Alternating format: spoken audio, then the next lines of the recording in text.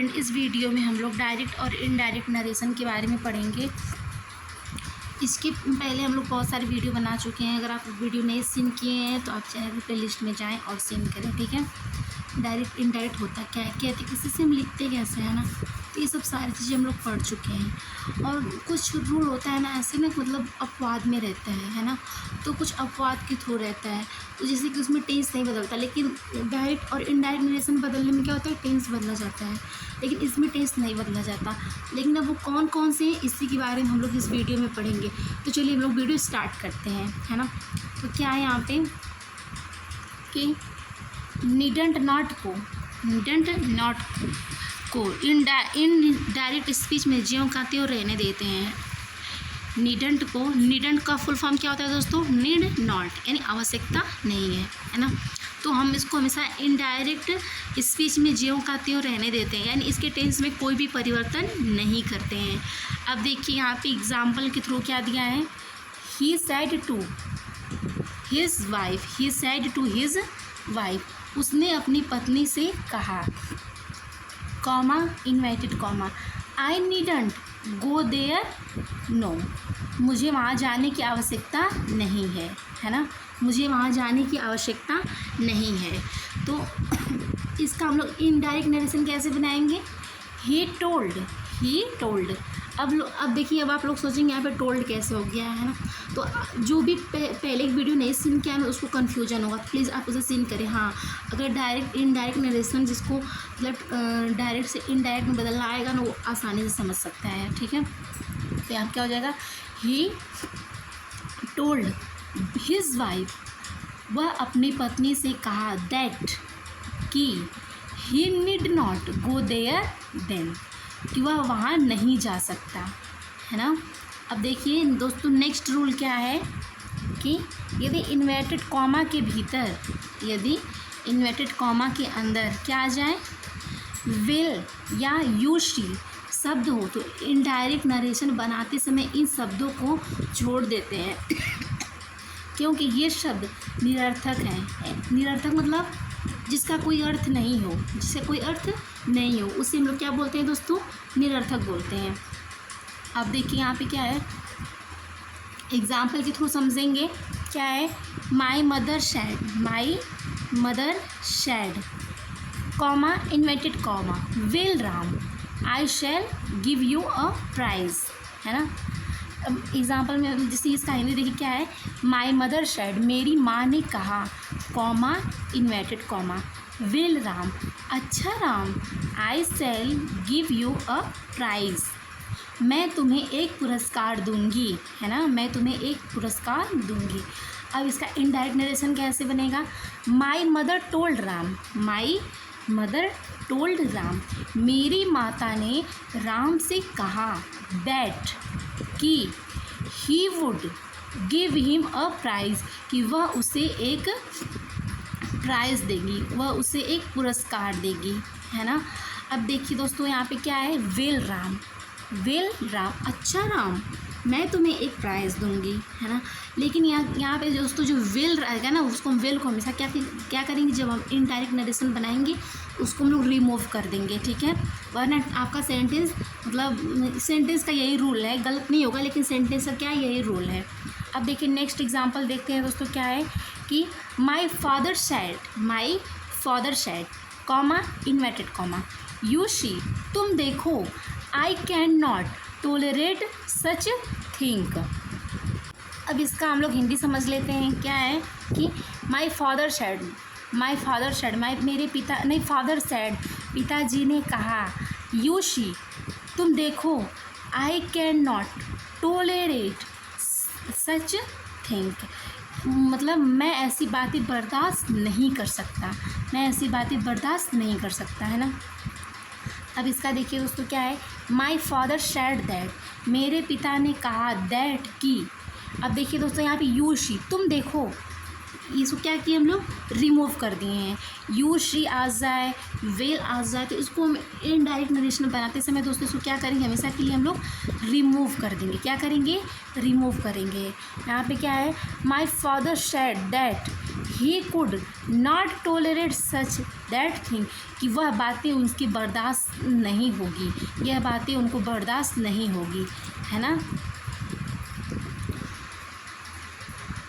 अब next rule देखते हैं।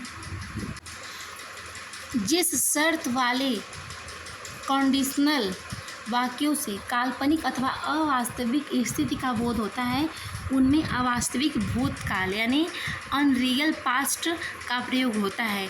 इनडायरेक्ट स्पीच में इनमें कोई परिवर्तन नहीं होगा। कहने का मतलब ये है दोस्तों, जब कोई भी सेंटेंस क्या हो, काल्पनिक हो अर्थात कंडीशनल सेंटेंस हो। कंडीशनल सेंटेंस का कौन सा हो, पास्ट वाला हो, है ना। दो होता है, एक फ्यूचर होता है और एक पास्ट वाला होता है। अगर पास्ट वाला सेंटेंस अगर आए कंडीशनल सेंटेंस का, तो उसको हम इनडायरेक्ट नरेशन बनाते समय उसमें हम कोई भी चेंज नहीं करेंगे। फिर से बता देते हैं दोस्तों, अगर कभी भी कंडीशनल सेंटेंस अगर पास्ट वाला आए या फिर काल्पनिक आए, तो आप कभी भी इनडायरेक्ट नरेशन बनाते समय उसमें कोई भी चेंजेस नहीं कर सकते। अब देखिए एग्जाम्पल के थ्रू हम लोग इसको समझेंगे। एग्जाम्पल में क्या है दोस्तों कि सरिता सैड, सरिता सैड, सरिता कही, comma inverted comma, if my college were near house, यदि मेरा कॉलेज मेरे घर के पास होता। I would always be in time, मैं हमेशा समय से जाती, है ना। यदि मेरा कॉलेज घर के पास होता तो मैं हमेशा समय से जाती या फिर पहुंचती, है ना। यहाँ क्या है दोस्तों, Sarita said that if her college were near the house, यदि उसका कॉलेज अगर उसके घर के पास होता तो she would always be in time, तो वह हमेशा समय से अपने कॉलेज पहुंचती।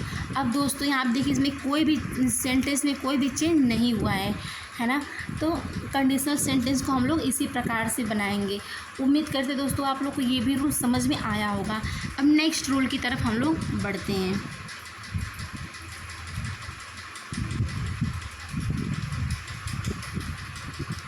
अब देखिए दोस्तों नेक्स्ट रूल क्या है कि रिपोर्टेड वर्ब में थैंक यू का प्रयोग होने पर इन डायरेक्ट स्पीच में रिपोर्टेड वर्ब को थैंक्स टू में बदल देते हैं। इसी तरह रिपोर्टेड स्पीच में प्रयुक्त होप, फील आदि को रिपोर्टिंग वर्ब बना देते हैं। अब देखिए दोस्तों यहाँ पे कहने का मतलब क्या है कि कभी भी अगर थैंक यू का प्रयोग हो तो हम लोग हमेशा उसको क्या बोलते हैं, रिपोर्टेड वर्ब को हम लोग हमेशा थैंक्स में बदल देते हैं। एग्जाम्पल देखिए यहाँ पे क्या है, the servant said to master, नौकर ने अपने मालिक से कहा thank you sir for your help, आपकी मदद के लिए मैं धन्यवाद करता हूँ, है ना। तो अब यहाँ पे क्या है, अब देखिए दोस्तों यहाँ पे एक और हम लोग भावनात्मक रूप से एक रूल यहाँ है वो हाइड है, यहाँ पे आप लोग बता देना चाहते हैं। अगर दोस्तों कोई भी जन अगर किसी बड़े को अगर थैंक्स बोलता है, कोई भी जन अगर किसी बड़े लोगों को अगर थैंक्स बोलता है तो वहाँ पे हमेशा क्या करेंगे दोस्तों, रिस्पेक्टफुली थैंक्स का प्रयोग करेंगे, रिस्पेक्टफुली थैंक्स का प्रयोग करेंगे, ठीक है। अब देखिए आप क्या दोस्तों, सर जो नौकर है वह छोटा है, किससे, अपने मालिक से छोटा ही होता है ना। तो वहीं पे देखिए क्या है कि द सर्वेंट रिस्पेक्टफुली, नौकर ने आदरपूर्वक धन्यवाद किया द मास्टर का, स्वामी का, फॉर हिज हेल्प, अपनी मदद के लिए, है ना। नौकर ने अपने मालिक का इस सम्मानपूर्वक धन्यवाद किया कि अपनी मदद के लिए, है ना। अब देखिए आप नेक्स्ट रूल क्या है, Anand said I feel sorry for I have stayed, क्या है, कि आनंद सेड, आनंद ने कहा, comma inverted comma, I feel sorry, मैं मतलब माफ़ी के लिए क्या करता हूँ, महसूस करता हूँ, फॉर आई हैव सेड, मैंने जो कहा। अब यहाँ पे क्या हो जाएगा, आनंद फेल्ट सॉरी, मतलब आनंद ने माफ़ी, क्या क्या होता है आनंद, मतलब जैसे कि आनंद को जैसे, नहीं मैं बोलने में पता नहीं क्यों इतना कन्फ्यूज में आ रही हूँ। जैसे कि देखिए, आनंद को अपनी कही हुई बातों क्या हुआ दोस्तों, बहुत ही ज़्यादा दुख हुआ है ना, क्या हुआ, बहुत ज़्यादा दुख हुआ। अब देखिए यहाँ पे हम लोग फील को क्या बना दिए हैं दोस्तों, रिपोर्टेड वर्ब बना देते हैं। क्या बना देते हैं, रिपोर्टेड वर्ब बना देते हैं।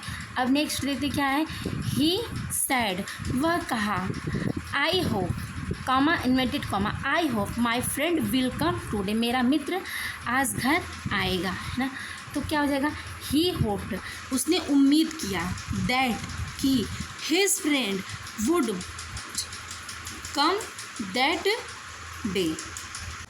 अब देखिए दोस्तों यहाँ पे क्या है, हम आप लोग को एक रूल और पढ़ाए थे कि हमेशा क्या बोलते हैं, टुडे का हमेशा क्या होता है, दैट डे होता है। कौन सा डे होता है, दैट डे होता है। तो ही होप्ड, उसने उम्मीद किया, दैट कि his friend would come that day, कि उसका फ्रेंड वह उस दिन घर आएगा, नहीं उस दिन आएगा, है ना, उसका मित्र उस दिन आएगा। उम्मीद करते हैं दोस्तों आप लोग को वीडियो पसंद आए तो प्लीज़ चैनल को सब्सक्राइब, वीडियो को लाइक शेयर कमेंट करें। फिर मिलते हैं दोस्तों ऐसे ही नेक्स्ट वीडियो में, तब तक के लिए बाय।